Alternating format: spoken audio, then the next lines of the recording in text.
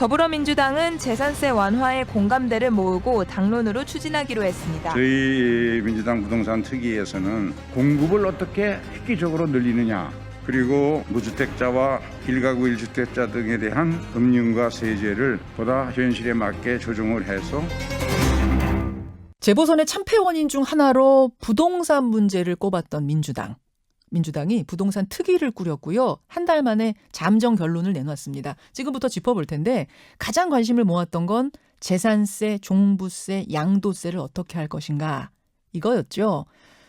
근데 재산세랑 종부세를 좀 헷갈리는 분들이 계셔서 제가 잠깐 설명을 하고 가자면요. 재산세는 부동산, 항공기, 선박 이 각각에 대해서 6억 원을 넘어가면 세금을 매기는 거예요. 쉽게 말해서 물건에 대해서 매기는 세금입니다.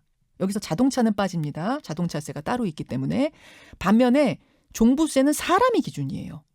어떤 사람이 가진 부동산의 총액이 9억 원을 넘어가면 그 사람한테 매기는 겁니다. 당신의 재산을 종합해보니 9억 원이 넘는다. 그래서 세금을 매긴다. 그게 종합 부동산세인 겁니다. 그렇다 보니 재산세와 종부세를 동시에 내는 사람들도 있는 거죠. 이 재산세 기준 6억 원, 종부세 기준 9억 원을 손 보느냐 마느냐. 손을 본다면 어떻게 보느냐. 이게 쟁점이었습니다. 결국 재산세는 기준 6억 원을 9억 원으로 상향하는 데 합의했고요. 종부세는 최종 결론을 못 내렸습니다. 예, 특히 종부세의 경우는 굉장히 큰 틀을 뒤집는 이 안이 나왔기 때문에 여러분 직접 좀 잘 듣고 판단하셔야 됩니다. 지금부터 직접 듣죠. 민주당 부동산특위 김진표 위원장 연결이 돼 있습니다. 김진표 위원장님 안녕하세요. 네, 안녕하세요. 고생하셨습니다. 네, 감사합니다. 네. 의원총회에서 한 7대3 비율로 종부세, 양도세 건드리면 안 된다는 의견이 많았다면서요. 글쎄 7대3까지는 아닌 것 같고요. 5대5 뭐 그런 바꿔야 한다는 사람들도 많고. 그래요. 5대5 반반이었습니까? 반반? 네. 자, 그러면은 가장 쟁점이었다고 하는 그 종부세 얘기부터 좀 가보겠습니다. 부동산 특위에서 제안한 그 안은 어떤 겁니까? 네. 종합부동산세는 전국에 대해서 가지고 있는 부동산에 한해서만 그것이 상가든 오피스텔이든 뭐 다가구 주택이든 모든 주택은 물론이고요. 아파트든 다 합쳐서 공시지가로 합한 금액을 가지고 다시 누진과세 하는 게 종합부동산세제입니다. 금액 기준 9억이라는 것은 그 1가구 1주택의 경우 9억을 그렇죠. 공제해 주는 것을 이것을 이제 국힘당에서는 12억까지 올려서 공제를 늘려주겠다 이렇게 안을 만들었었죠. 국민의힘에서는 12억까지 늘리자 기준을. 그런데 저희 당에서는 그것은 공평하지 못하다. 그리고 소위 똑똑한 집 한 채를 가지려는 성향만 부추긴다. 요즘 서울 지역의 아파트가 막 50억, 100억 이런 고가 아파트가 많이 나오는 것도 이 세제를 이렇게 1가구 2주택에 너무 지나친 특혜를 주다 보니까 생긴 것 아니냐. 그런 판단에서 종합부동산세는 그 제도 취지에 맞게 부동산의 종류를 가리지 말고 공시지가로 다 합한 다음에 그것을 최고 많이 가지고 있는 사람부터 상위 2% 정도를 출연해서 그 금액을 잘라서 공시해서 그 부분만 과세하자는 것이죠. 2% 초과하는 사람만. 자, 다시 한번요. 잠깐만요, 위원장님. 조금 복잡해서 제가 중간에 잠깐 설명을 요약하고 가겠습니다. 그러니까 금액 기준으로 끊지 말고 상위 2% 사람 수로 끊는 거네요. 그럼 그 2%는 어느 정도 선으로 지금 나옵니까?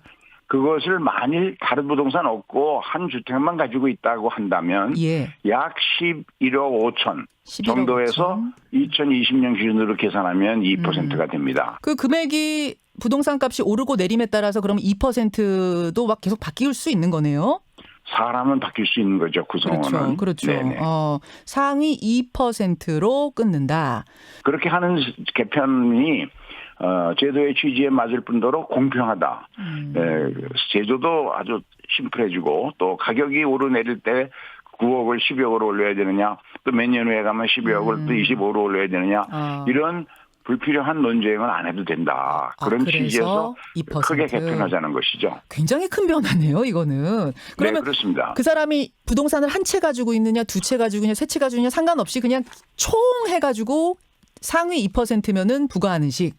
그렇습니다. 굉장히 심플하네요. 그런데 여기에 대해서 정부에서는 문재인 정부 임기가 한 1년도 안 남죠. 그런데 너무 크게 개편하는 것에 대한 부담이 있으니까 현행대로 그냥 유지하되 9억 12억은 불공평하니까 그거는 확대하지 말고 다른 부분적인 경감만 예를 들면 60세 이상 소득이 적은 사람들에 대한 과세 유예 제도로 그 집을 처분하거나 상속할 때까지는 세금은 매기되 법상의 이자만 물고 네. 세금을 계속 납부하지 않고 이연해 가는 제도를 도입한다든가 네. 또 공정시장 가격 적용률이라고 해서 공시지가의 한 90%를 작년에 과세했는데 올해는 가만 놔두면 95%로 올라가게 돼 있습니다. 이것이 너무 부담이 무거우니 한 5%는 올리지 말고 작년처럼 한다. 그런 등등의 부분적인 개편만 하고 현행대로 가면 어떻겠냐라는 의견을 정부는 가지고 있습니다. 정부와는 그래서 그렇더라고요. 이것을 조율하기 위해서 6월로 넘긴 것이죠. 자, 그 상위 2%로 그냥 끊는 방식 말씀하신 것처럼 상당히 심플합니다. 집값이 오르고 내리고 상관없이 그냥 2%로 끊는 거니까 다시 향후에 기준선을 올리느니 내리느니 논란도 없을 것이다. 이 점은 좋은 점이네요. 다만 예. 자, 이런 이제 두 가지 종류의 불만이 나오더라고요. 하나는 살던 집에 그냥 가만히 살고 있고 앞으로도 팔 생각이 없는데 그냥 부동산 값이 뛰는 바람에 부동산 정책의 문제로 부동산 값이 뛰는 바람에 집값이 오른 건데 도대체 2%라고 자르는 건 이거는 무슨 기준인가? 2% 국민 갈라치기 하냐? 이런 불만이 있는 분이 있는가 하면 또 반대로 종부세라는 게 없으면 모를까? 종부세를 만들어 놓은 이상 본 취지대로 해야지. 왜 원칙을 훼손해서 누군가는 봐주는 식으로 가느냐? 또 이런 불만도 있더라고요. 어떻게 생각하세요? 저는 뒤에 말씀하신 그런 분들의 주장에 공감을 합니다. 왜냐하면 이제 집 한 채 가지고 있는데 그것이 가격이 올라는 것은 정부 정책의 잘못이라든가 경제가 바뀌어서 그런 것인데 왜 세금을 내느냐인데 투기하는 사람이 아닌데. 문제는 그 예. 집값, 그 집이 똑똑한 집 한 채가 100억이 되는 집도 있거든요. 그래서 그 사람이 대한민국 전체 국민들로 해서 가지고 있는 부동산 가액의 합계로 보면 2% 안에 들어가는 거죠. 예.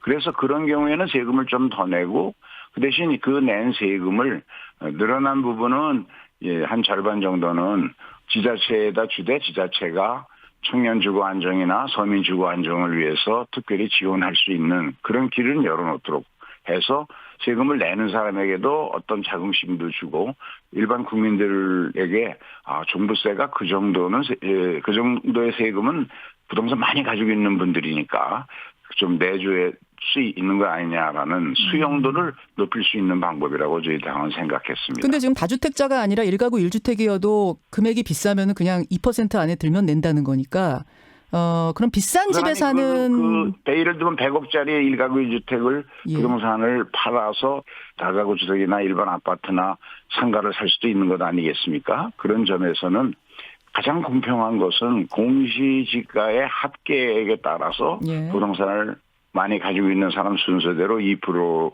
정도를 종부세 과세 대상으로 하는 것이 알겠습니다. 그것이 제도의 취지에는 맞고 공평하다는 것이고. 100억짜리 아파트의 예는 좀 극단적인 예인 것 같긴 합니다만 어쨌든 그런 취지에서 이제 2%에 대한 설명을 하셨고 또 반대로 어제 이제 의원총회에서도 나왔던 의견인 것 같은데요. 건드리지 말자. 왜 이런저런 자꾸 원취지를 훼손하는 것이냐라는 것에 대해서는 어떻게 생각하세요? 그런 주장도 할 수 있겠죠. 바꾸지 않고 가자는 것인데 저는 이제 4.7 재보궐 선거에서 우리가 패배한 소위 부동산 민심 그것이 악화된 것을 보면 세제를 갖다가 그때 부분적인 민원에 따라서 자꾸 누더기식으로 보완하고 하다 보니까 스스로 함정이 돼가지고 나중에 이러지도 저러지도 못하는 복잡하고 어렵기만 하고 지금 세금에 관한 국세청의 홍보책자가 몇 달째 베스트셀러랍니다. 예. 그리고 세무사들이 양도세에 대한 그 세무 상담을 포기한 양포 세무사라고 자조한다거든요. 예. 그러니까 그런 복잡한 세제를 만드는 것은 옳지 않습니다. 그래서 근본적으로 손을 볼 기회가 있으면 이럴 때 본래 제도에 설치한 목적 취지대로 좀 단순화하면서도 공평하게 고치자는 뜻이죠. 그러니까 본 취지를 훼손하자는 게 아니라 더 심플하게 가자라는데 방점이 찍혀 있는 것이다. 그 부분을 이해해달라 그 말씀이세요. 네네. 근데 지금 이 부동산 특위 안대로 가려면은 아까 위원장님 말씀에 따르면 한 50%를 설득해내야 되는 건데 의원들 가능할까요? 좀 더 이제 공청회들을 해보고 국민의 여론도 수렴해 보고요. 전문가들은 대부분이 저의안에 찬성을 합니다. 그래서 이제 정부가 중요하겠죠. 이 제도를 개편을 실제 집행하는 건 정부니까. 예. 정부와도 좀 더 입장 조율을 해보고 합의안을 만들 수 있을 겁니다. 언제까지 결론을 낼 생각이세요? 6월 중에는 끝내야 합니다. 6월 중에는 끝내겠다. 예. 그 밖에 재산세로 좀 넘어가 보자면 재산세는 합의가 된 겁니다. 현재 6억 원 이상 부과하고 있는 것을 9억 원으로 기준을 올리는 것. 이것에 대해서는 이견이 없었던 거죠? 이 안은 사실은 지난 1월 달부터 당정 간에 협의를 해왔고 그때 당의 의견이 9억 이하를 0.05% 경감하자는 것이었기 때문에 네. 이걸 쉽게 전체 간에 정부와도 그렇고 당내에서도 이견이 없었습니다. 양도세 네. 같은 경우 네. 1가구 1주택자가 집할 때 그 비과세 기준 금액 현재 9억 원인데 이걸 12억 원으로 상향하자는 게 투기 아니었는데 이거는 합의가 된 건가요? 일단 특이안은 만들어졌는데 이 문제에 대해서는 양도소득세는 실현된 양도 차익에 대해서 과세하는 것인데 굳이 깎아줄 필요가 있느냐라는 의견도 있었거든요. 그런데 이제 우리나라는 그 9억 기준이 2008년에 만들었거든요. 네네. 그 국민은행이 조사해서 발표한 통계를 보면 작년도에 그 서울 지역의 평균 주택 거래 가격이 12억입니다. 그렇습니다. 평균 아파트 거래 가격이. 네. 그러면 평균이 12억이 되는데 어떻게 9억 이상의 고가 주택이냐라는 문제가 대두된 거고요. 그리고 이 양도소득세는 다른 세금과 달리 실가로 시장 거래 가격으로 다 과세를 합니다. 그렇죠. 재산세에서 6억을 9억으로 경감 구간을 확대하지 않았습니까? 네네. 그 9억이 실가로 따져보면 12억이 됩니다. 그래서 그거와 균형을 맞추기 위해서도 이걸 좀 올려주지 않으면 그렇게 된 거군요. 한 집만 갖고 있는 사람이 애들이 커진다든가 진학을 한다든가 어떤 이사를 할 때 한 4년 전에는 강남 지역에서 한 25평짜리 아파트 가지고 있다가 한 집만 있다가 팔 때 대개 한 2천만 원 정도 세금만 냈으면 됐는데 지금은 똑같은 사람이 4년 만에 한 2억을 내야 됩니다. 2억이요? 네. 예. 이렇게 되면 그 이사를 하기가 어려워지는 문제를 생겨서 이게 또 조세 마찰로 작용해서 여러 가지 부동산 민심을 악화시킨 요인 중에 하나였거든요.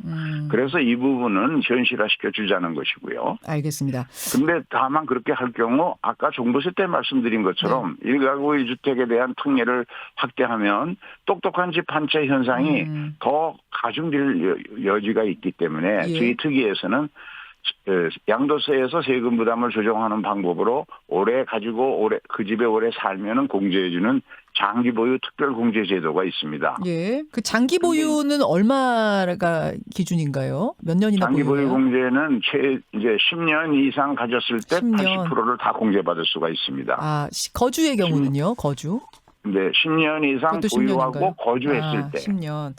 알겠습니다. 그때 80%를 다 받을 수가 있는데 그 경우라도 양도 차익 규모가 아주 큰 경우에는 좀 한도를 설정해서 20억일 때는 80%까지, 20억에서 40억 사이는 뭐 60%, 40억이 넘으면 20% 이런 식으로 차익이 커지면 공제액을 좀 줄여서 세금 부담이 전체적으로 그 균형이 있게 만들자는 안을 함께 만들어 제시했는데 그 후자 부분이 굉장히 현재의 양도세 체계를 크게 개편하는 것이기 때문에 이것은 좀 더 논의가 필요하다.